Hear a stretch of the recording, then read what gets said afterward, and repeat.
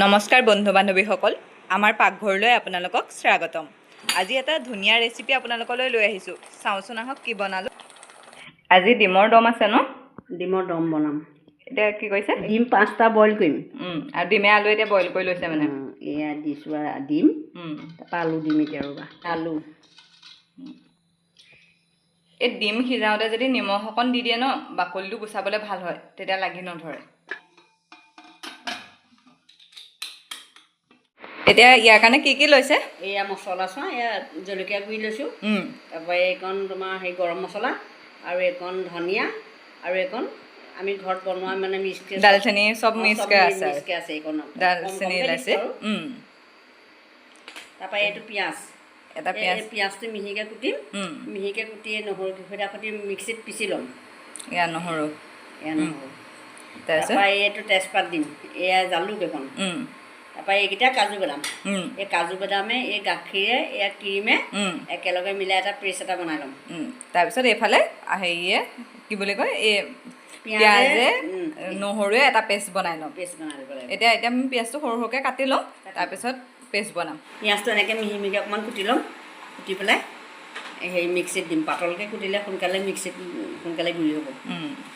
এয়া এতিয়া পেষ্ট বনাব লাগিব। এইখিনি মিহিকৈ কুটা হ'ল, এতিয়া ভৰাইছোঁ। এতিয়া তুমি এইখিনি পিচি দিয়া, একদম খালি পূৰা মিহিকৈ পিচিব লাগিব। আমাৰ এইখিনি পেষ্ট কৰি হৈ গ'ল দেই। এতিয়া ইয়াত অলপ ক্ৰীম অকণ লৈ লৈছে, এইখিনি ক্ৰীম দি দিয়া হৈছে।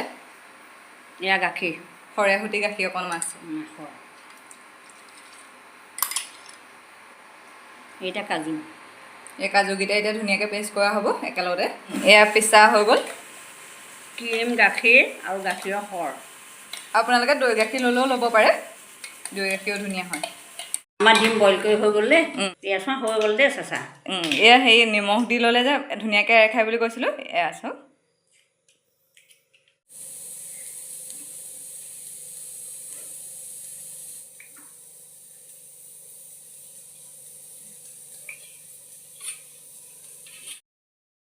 আমি ডিমকেইটা এতিয়া ভাজিম দেই, একদম ধুনীয়াকৈ ৰঙাকৈ। হালধি নাই দিয়া, বগা হ'ব যে চব। এয়া হৈ গ'ল দেই। এয়া আলুখিনিও অকণ ফ্ৰাই কৰি লোৱা হৈছে। খালি হালধি ক'তো ইউজ কৰা নাই দেই, বগা হ'ব মানে। এয়া হৈ গ'ল আলুখিনি ভাজি। এতিয়া পিঁয়াজ, আদা নহৰু পেষ্টখিনি দি দিয়া হৈছে। এইখিনি কিন্তু ৰঙাকৈ ভাজিব লাগিব ন? এইখিনি ৰঙাকৈ ভজা হৈ গ'ল চোন। এয়া একেলগে এয়া ভাগ কৰি থোৱা আছে। এয়া গুড়ি, জলকীয়া গুড়ি, গৰম মছলা, ধনিয়া গুড়ি, জিৰা গুড়ি, আৰু এইকেইটা জালুক। অকণমান মছলাখিনি ফ্ৰাই কৰি লোৱা হৈছে।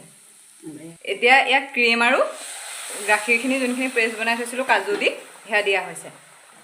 এতিয়া একদম কম জুইত ভাজিব লাগিব, অলপ সময় ভাজি থাকিব লাগিব। এতিয়া অকণমান আকৌ গাখীৰ দি দিছোঁ। আপোনালোকে ইচ্ছা কৰিলে ইয়াত পানী অকণমানো দিব পাৰে। তেজপাত ভাজি থোৱা আছিলে দেই। এই আলু,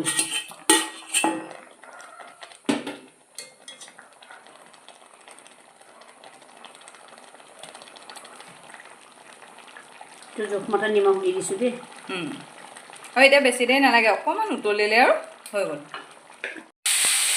এয়া হৈ গ'ল আৰু এতিয়া আপুনি ধুনীয়াকৈ খাব পাৰে। এবাৰ খাই চাবচোন, বহুত ধুনীয়া লাগে। আৰু এতিয়া আপোনালোকে আমাৰ চেনেলটো অকণমান সহায় কৰিবচোন, ছাবস্ক্ৰাইব কৰি বনাই খাই চাব। ভাল হ'লে কমেণ্ট কৰি জনাব। শেষলৈকে ভিডিঅ'টো চোৱাৰ বাবে বহুত বহুত ধন্যবাদ।